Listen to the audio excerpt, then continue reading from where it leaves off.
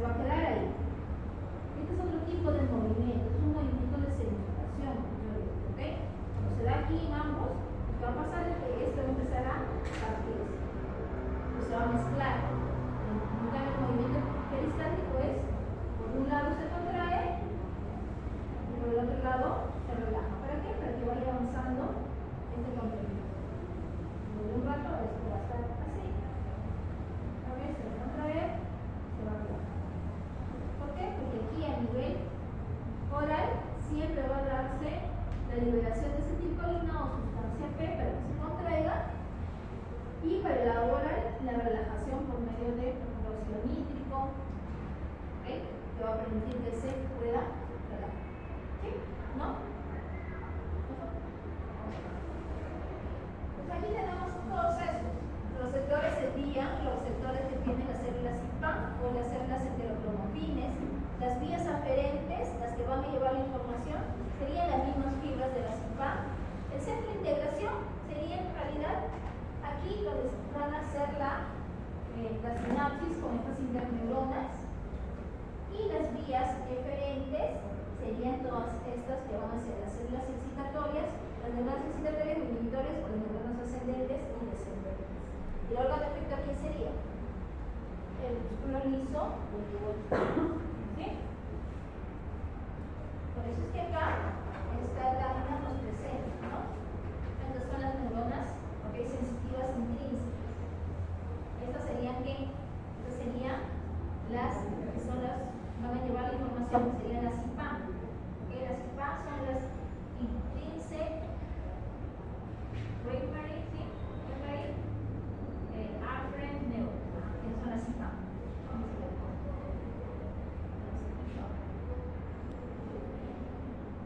Intrinsic primary afferent neuron. Las IPA. ¿Sí? Esas son las IPA, que van a tener tanto la función de ser vías aferentes como también tienen receptores, ¿sí? ¿Qué más?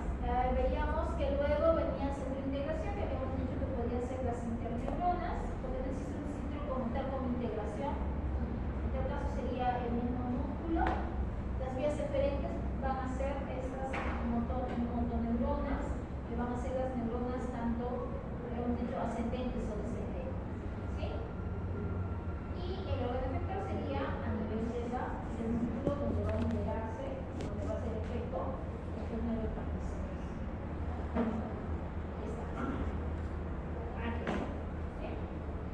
Aquí está, pero solamente que al revés, ¿sí?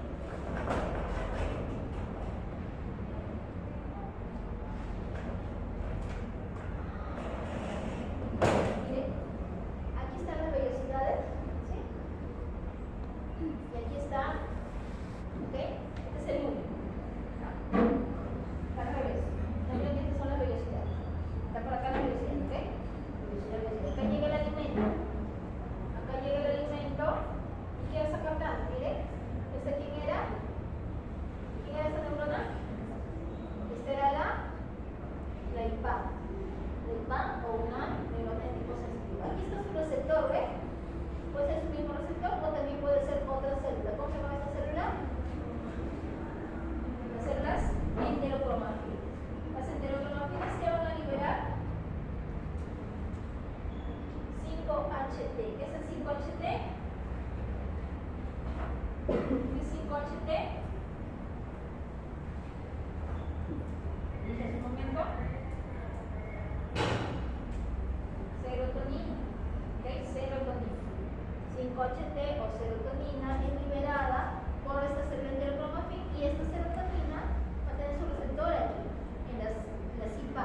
Entonces, cuando se une a su receptor, lo que va a producir aquí es un potencial de acción que va a hacer que esta se despolarice y llegue hasta aquí. Entonces, las IPA se pueden activar de dos maneras, ¿no? Ellas mismas captando por sus receptores o siendo activadas por sus receptores de serotonina, que son liberadas por ¿quién? Por las células enterocromáticas, ¿no? Por las células enterocromáticas, ¿ok? Entonces son enterocromáticas. Luego, ¿ok? ¿Se entiende?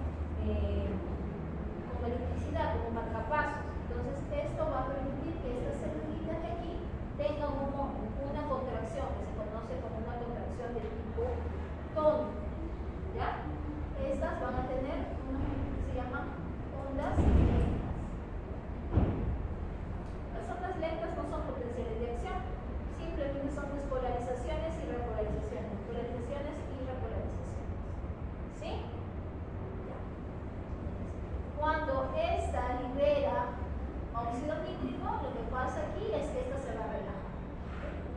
En el caso de la parte oral, vamos a tener aquí que va a liberarse lo que son sustancias de tipo excitatorias. ¿Ok? Vamos a tener aquí, ¿a quién? A la acetilcolina y la sustancia B. Esta va a permitir que estas células del sistema nervioso, células de músculo liso, están aquí con sus ondas lentas. Cuando llegue la actividad de acetilcolina, van a producir lo que se conoce como espiga. Pero a partir de eso, ustedes lo van a encontrar así. Pero onda lenta, y para que haya una potencial de acción necesito tener una onda lenta y de producir esto. ¿Ya? Y las ondas lentas, recuerden, no son potenciales de acción, son despolarizaciones y repolarizaciones que las va a dar ¿quién? El ritmo eléctrico básico que producen las células intersticiales del canal. ¿Sí?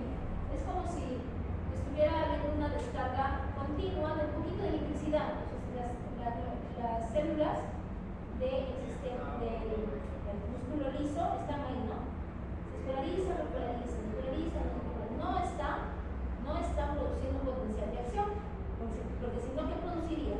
Si es que las células del músculo liso se despolarizarían, ¿qué produciría? Una contracción. En cambio, en estas ondas lentas no hay contracción. ¿Sí? Aquí sí, porque sí va a haber liberación de acetilcolina, por ende va a producirse potencial de acción y se va a dar una contracción. Entonces es casi contrario. ¿Sí? Por eso es que aquí están las células intersticiales de Capaldi, que tienen un efecto para ese ritmo eléctrico básico. ¿Ya? ¿Cómo vamos a tener? Vamos a tener también ahí, podríamos colocar las aferencias que pueden tener por parte del sistema nervioso periférico. También podría tener aquí un efecto. ¿Ya? Aquí tenemos algunas otras neuronas que van a tener un efecto también sobre lo que son estas neuronas del sistema nervioso periférico. Aquí tenemos a dopamina, tenemos a serotonina de manera también local que van a tener también un efecto sobre esta. Ahora, vamos a ver aquí que habíamos visto acá están las neuronas excitatorias e inhibitorias. ¿Sí? Estas, las excitatorias, ¿qué cosa producían? Era acetilcolina, sustancia B. ¿Okay? En el caso de las inhibitorias, ¿qué cosa producen? ¿Recuerdan? Óxido nítrico, ¿qué más? BIP, ATP, el péptido asociado a este péptido. Todas ellas, ninguna de ellas no es ni acetilcolina ni adrenalina. ¿Okay? Por eso a estas, que son las neuronas inhibitorias, se les conoce como las NAD. Las NAD son neuronas que no son colinérgicas, no son adrenérgicas ni colinérgicas, ¿sí? Porque se llaman NAD. No adrenérgicas, no colinérgicas, ¿sí? ¿Por qué? Porque producen otras sustancias. Ahora, solamente para que tengan en conocimiento que las fibras que van a venir, que van a poder tener un efecto sobre el sistema nervioso entérico por parte del sistema nervioso, tanto simpático como parasimpático, van a venir. En el caso del simpático sabíamos que venía por medio del nervio vago del patanías 10, y en el caso del simpático venía de los nervios pélvicos. ¿Qué cosa vemos aquí? Que tenemos también que en el caso de los nervios pélvicos, tenemos que ambos van a tener un efecto sobre estas neuronas, ¿sí? Pero vamos a ver que ellas van a venir de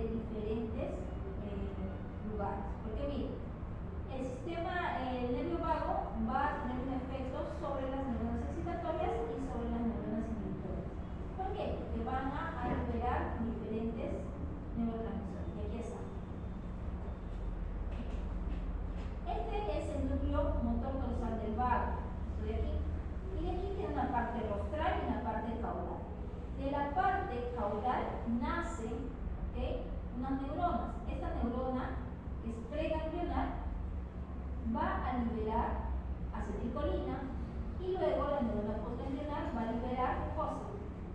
Va a liberar óxido nítrico, PIR, ATP. ¿Y qué cosas hacían estas? Relajación. ¿Okay? Estas también son consideradas, ¿cuáles serán? Pues son las NAD. ¿Sí? Pero las que vienen de la parte rostral van a liberar a nivel de la neurona postganglionar, van a liberar lo que es acetilcolina y sustancia P. ¿Sí? Ese sería el origen de estas neuronas que van a poder tener un efecto sobre el músculo.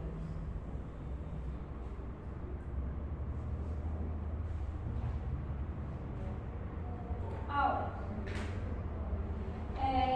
vamos a hablar nuevamente un poquito de lo que son los diferentes receptores que tenemos. Los quimioreceptores van a estar captando de cosas, cambios de pH, la presencia de aminoácidos y de qué tipo de aminoácidos, ácidos grasos, entre otras sustancias. Entonces, los quimioreceptores van a ser ¿quiénes?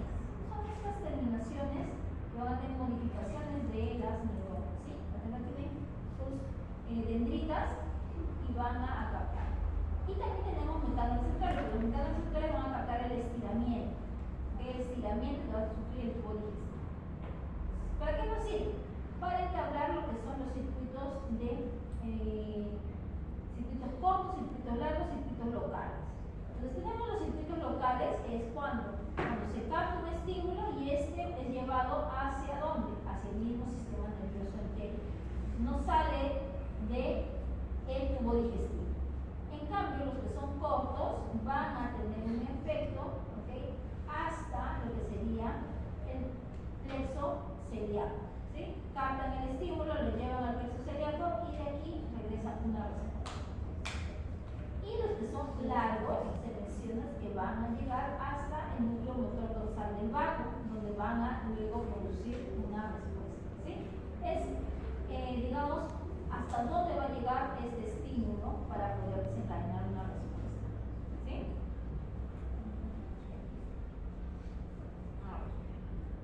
Acá. Veamos. Para hablar de estos circuitos, por ejemplo, largos, podemos mencionar, por ejemplo, aquí, que tenemos. Aquí el estímulo es la presión. Esta presión está siendo captada por ¿quién? ¿Quién es la EC? Las células enterocromafinas. ¿Estas células enterocromafinas qué van a producir?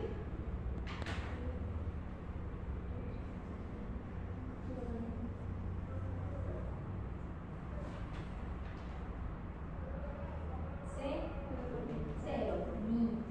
Esta serotonina, miren, está siendo liberada por las células enterocromafines. ¿Quién las va a captar? Por un lado habíamos dicho, ¿quién las captaba? Las IPA. Producir qué cosas, despolarización, y esta luego iba a hacer sinapsis con las neuronas del sistema nervioso entérico y iba a producir qué cosa, lo que era el reflejo entérico o la peristalsis, ¿sí? Por un lado contraía y por otro relajado. Esto es a nivel local, pero esta serotonina también va a tener cosas, va a ser captado por otra neurona. Esta neurona, ¿okay? Que es una neurona aferente, que va a estar llevando la información hacia dónde? Hacia el sistema nervioso central, hacia el núcleo motor dorsal del vago. Va a llevar la información. Entonces, esta es una vía larga y esta es una vía local. Ambos van a tener efecto y van a ser importantes porque ambos van a producir un efecto y se van a, digamos, a potenciar. ¿Ya? Ahora, aquí está, otra vez. Receptores, metorreceptores que van a captar el efecto y van a alimentar a las neuronas que están a nivel del sistema nervioso entérico. Esto va a tener un efecto de tipo local. Pero van a haber también algunos que van a llevar la información hasta el sistema nervioso central. Y aquí se activará una respuesta, ya sea del simpático, parasimpático o parasimpático, que va a tener un efecto sobre el mismo sistema nervioso entérico. Asimismo, vamos a ver que tanto el sistema nervioso simpático o parasimpático va a tener un efecto muchas veces sobre los vasos sanguíneos. radio de los vasos para que haya una vasodilatación y para que se pueda captar más sustancias para poder secretar, por ejemplo, no sé, líquido pancreático, para secretar más saliva, etc. ¿Okay? Asimismo, también con las células endocrinas y con los músculos de la parte del tubo digestivo. Entonces, va a haber una integración tanto con el sistema nervioso entérico, el sistema nervioso local, como el sistema nervioso tipo central. ¿Sí? Entonces, es un proceso integral que se va a dar. Ahora, ¿tú puedes dar solamente con sistema nervioso entérico? Sí, podría darse. ¿Okay? Pero aquí la respuesta es mucho más compleja. Ok, sigamos. Ahora, estos son los diferentes reflejos en el tracto gastrointestinal. Aquí tenemos los reflejos que están de azul, son los reflejos activadores o excitatorios. Entonces, ¿qué va a pasar? Por ejemplo, cuando el alimento llega al estómago, se desencadena tres reflejos. Uno es que cuando llega, le va a decir al estómago, por medio del reflejo gastroentérico, que se prepare, porque ya hay alimento en el estómago. Entonces le va a mandar información por medio de las neuronas del sistema nervioso entérico, que ya tiene que empezar ya a producir ¿qué cosa? La secreción de jugo pancreático, tiene que empezar ya a activarse estas células, porque ya llega el alimento para que pueda ser absorbido. ¿Sí? Luego tenemos el otro reflejo, que es el reflejo gastroiliar. El reflejo gastroiliar lo que permite es que empiece a avanzar material. Entonces aquí se va a relajar el esfínter iliocecal. Entonces el contenido que había aquí va a ir avanzando. ¿Hacia dónde? Hacia lo que es el colon. ¿Sí? Lo está activando. Diciendo, ya necesito más espacio. ¿Por qué? Porque va a llegar nuevo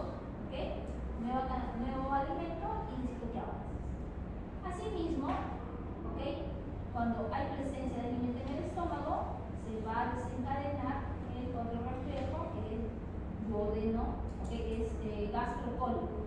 El gastrocólico lo que hace es incrementar los movimientos en masa. Es cuando ustedes le dan ganitas de ir al baño. ¿Dicen a comer no le dan ganas de ir al baño una veces? Sí, es lo normal, es fisiológicamente normal. ¿Por qué?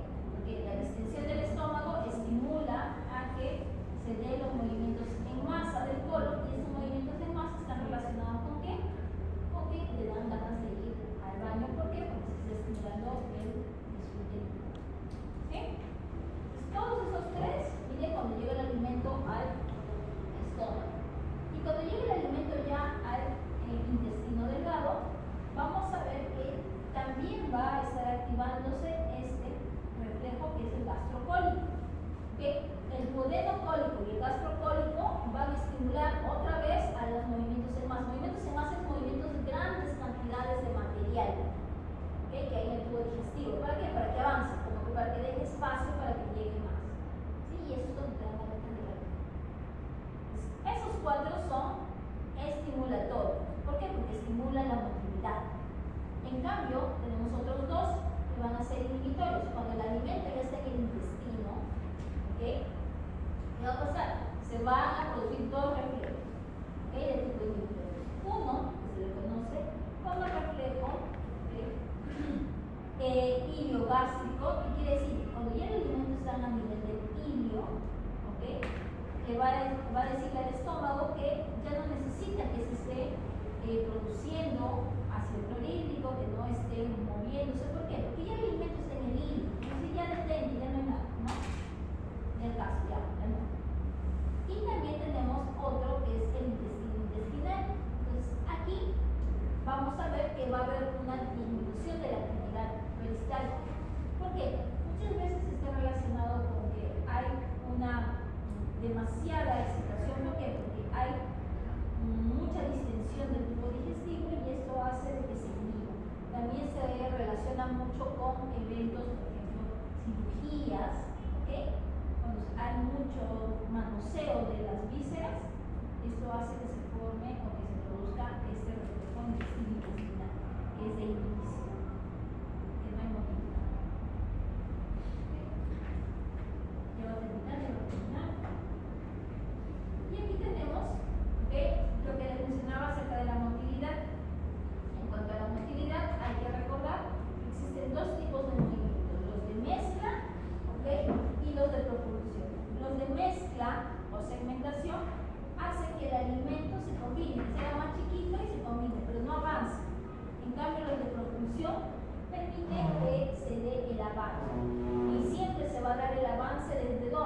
de oral a oral o de cráneo a caudal.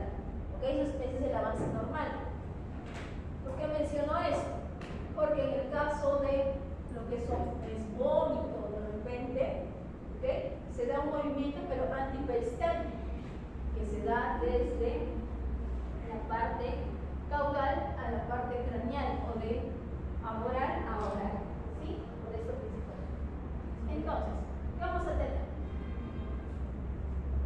En el caso del movimiento de mezcla, ¿okay? O de segmentación, vamos a ver aquí que se va a contraer y relajar lo que son los anillos de las fibras circulares. ¿Okay? Además, en este proceso también va a estar dándose lo que es, va a ayudar los músculos secretores para poder mejorar, ¿okay? Esa segmentación. Y en el caso, ¿okay? En el caso de la propulsión, vamos a tener aquí que se va a estar dando por este avance y por la contracción y relajación del músculo longitudinal. Puede contribuir también con el retorno. ¿Qué más? Tenemos aquí, ¿okay? ¿Cómo es que se va a dar la actividad eléctrica? ¿Cómo se inicia? Primero vamos a mencionar aquí que esta es la fibra del músculo liso, ¿okay? Una fibra diferente a la que habíamos visto en el músculo esquelético. Aquí teníamos, ¿qué cosa? Los cuerpos densos, ¿se acuerdan? ¿Okay? ¿Qué más teníamos? Que aquí los sarcómeros eran mucho más grandes. Aquí cuando este es el músculo normal, relajado, pero cuando se contrae, miren, porque va a empezar a producir. Va a haber una disminución de su área. ¿Por qué? Porque se van a empezar a reemplazar lo que son las fibras. El proceso de contracción es el mismo que habíamos visto en el músculo liso. Está relacionado con la unión del calcio a la calmodulina para la activación de la cadena ligera de la miosinasa. El mismo proceso que cuando hablamos del calcio, el ingreso del calcio. Ahora, cosa va a pasar, miren, aquí no se nota muy bien, pero estos de aquí, ¿ok? Estas son las varicosidades. ¿Qué son las varicosidades? Las varicosidades son como la parte terminal de las neuronas, pero recuerden que estamos en el sistema nervioso entérico. Entonces, en el sistema nervioso entérico, las neuronas no son iguales que en el sistema nervioso central, sino que tienen así, como unas bolitas. Sus terminales son así. Y en estas bolitas, esas son las varicosidades. Y aquí es donde están lo que son las neurotransmisores. ¿Qué va a pasar? Esto va a permitir que abarque mucha mayor área. ¿Okay? Diferente va a ser si fuera así. Si fuera en el exón terminal, en algo puntual sería. En cambio, esto le permite meterse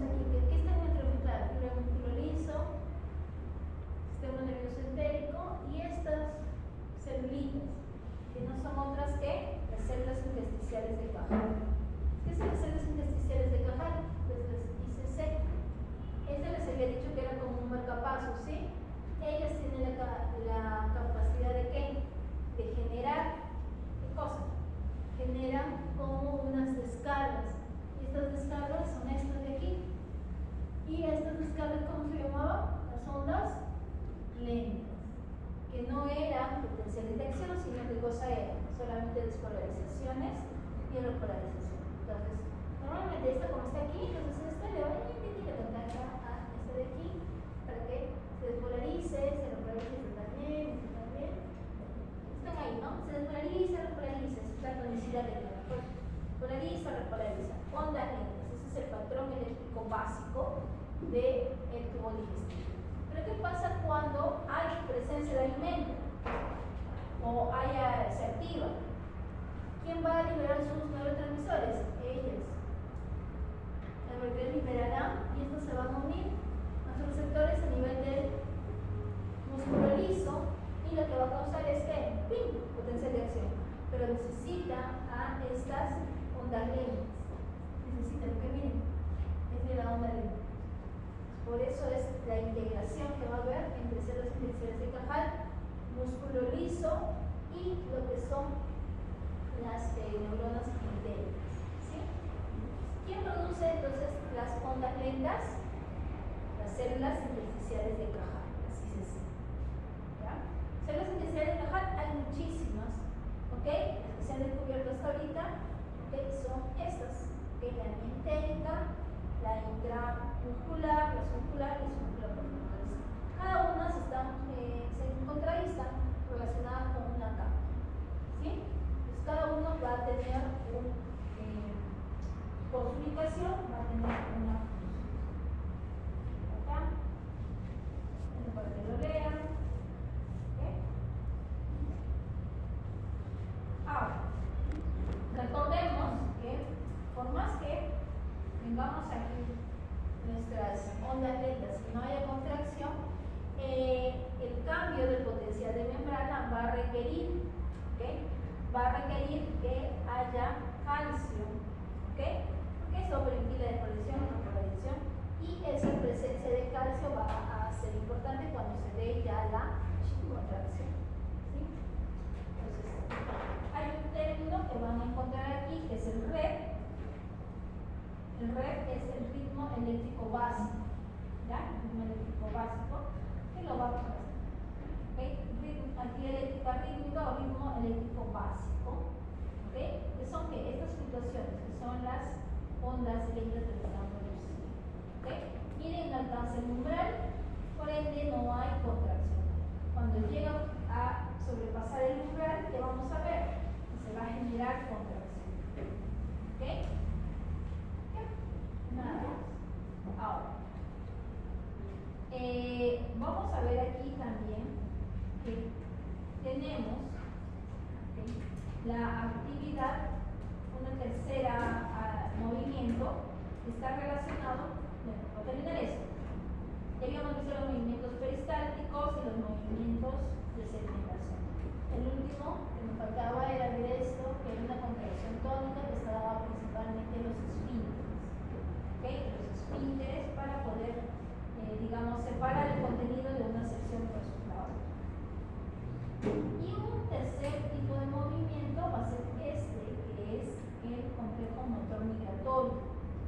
Si el complejo motor migratorio no se va a activar por la presencia de alimentos, sino que es un mecanismo que va a permitir que pueda, ¿okay?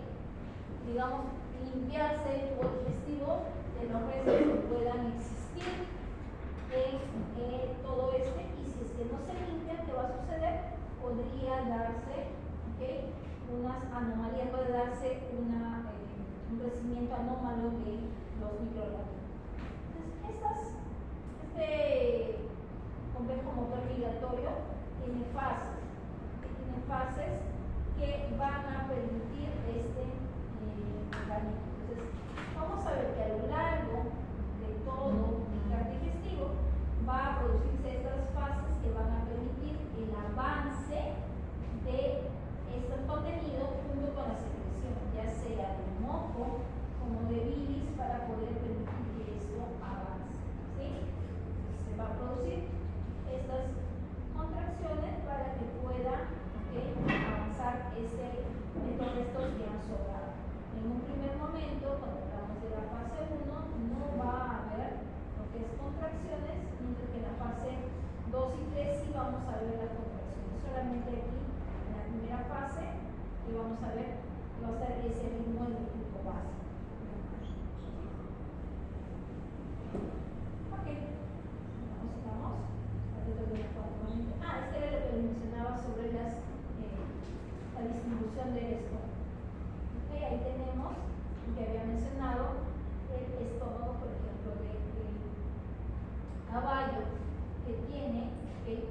parte bastante marcada que es la no glandular versus la glandular, y esa parte está relacionada mucho con los procesos que son de producción de úlceras. ¿Por qué? Porque está desprovista de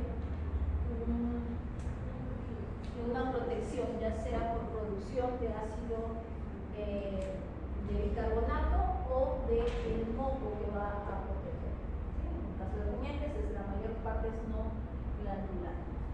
Entonces, ¿qué va a pasar en cuanto a la motilidad del estómago? Vamos a tener aquí diferentes fases, ¿okay? Desde la fase del llenado, donde llega el alimento, aquí se va a dar una relajación por acomodación. Entonces, cuando llega, es como que se acomoda, ¿ok? Entonces va a haber una relajación, ¿ok? Va a, obviamente, aperturarse el esfínter esofágico superior, ¿ok? Y esto permite que el alimento entre al estómago, ¿ok?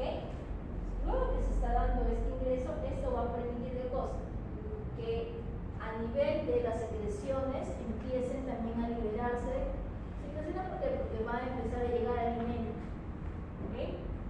Durante la fase, cuando hablamos de la fase del mezclado, vamos a ver aquí que para que se dé este mezclado primero debemos tener ¿qué cosa? Los esfínteres cerrados, ¿sí? En la fase de llenado está abierto el esfínter esofágico superior para que pueda ingresar el alimento. Aquí, en el mezclado, vamos a tener contracciones que van a permitir que se dé la disminución del tamaño de las partículas, tanto movimientos de retropropulsión como de propulsión. ¿Para qué? Para que pueda hacerse cada vez más pequeño. Entonces, ¿dónde va a comenzar esto? Va a comenzar en este primer tramo, donde está el marcapasos, y aquí empieza a producirse como anillos y empiezan a ver estos movimientos de propulsión y de retropropulsión. Se menciona que los de retropropulsión se están produciendo porque las partículas son todavía muy grandes. Necesitan estar mucho más tiempo ahí para que puedan romperse. En el caso ya de que las partículas tengan un tamaño adecuado para que puedan abandonar el estómago o el alimento sea líquido, por ejemplo, lo que va a darse es la fase del vaciado gástrico. Y esto va a deberse a diferentes factores, como les decía, la consistencia del alimento, la composición del alimento, ¿sí? Hay alimentos que van a enlentecer el vaciado gástrico, por ejemplo las grasas, ¿okay? El agua, por ejemplo, va a pasar muy rápido. Entonces, en esta fase vamos a tener que van a producirse lo que son como estas pequeñas bolsitas. ¿Para qué? Para que pueda avanzar y comer. Pero ahí en esa bolsita solamente van a entrar, ¿qué cosa? Las partículas que van a poder pasar. Las que no, se quedan aquí. Luego de esto, va a aperturarse el esfínter pilórico y es aquí donde va a empezar a liberarse hacia lo que sería ya el duodeno. Ahora, existen, ¿okay?, lo que es algunos factores que van a hacer que el vaciado gástrico sea más lento. Por ejemplo, la CCK, la cual es histocinina, ¿okay?, se libera en presencia de aminoácidos, en presencia de grasas. Por eso es que esta, cuando se libera, hace que el vaciado gástrico sea más lento. ¿Okay? También tenemos la leptina. La leptina está relacionada con ¿qué? Que es la hormona de la saciedad, ¿sí? La leptina, que es producida por los adipocitos, también van a enlentecer el vaciado gástrico. ¿Por qué? Se dice que ya tiene suficiente energía, entonces no necesitamos tan rápido, entonces vamos a enlentecer, por eso la leptina enlentece. GLP, que es el péptido similar al glucagón, ¿okay? El glucagón, obviamente, si el GLP1 lo hace, también el glucagón, la insulina, ¿okay? Estos van a estimular lo que es la disminución del vaciado gástrico. Obviamente, acá dice, ¿no? Ácidos grasos, proteínas del alimento, ácidos, todos estos, ¿okay?, son los estímulos para sintetizar estas hormonas también. ¿Sí? Hay algunos factores que van a enlentecer el vaciado gástrico, como otros que son muy rápidos, como es el agua,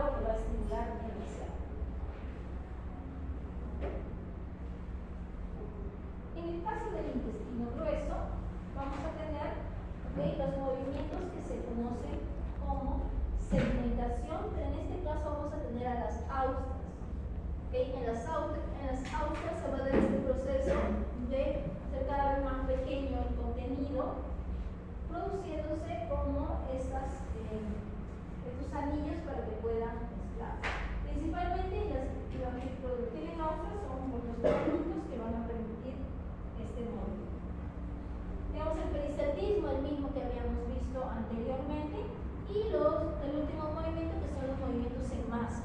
Los movimientos en masa son de 2 a 3 al día, y estos van a permitir el movimiento de grandes cantidades de material que ya se va a desechar, es decir, de las heces. Este movimiento en masa va a estimular a la defecación.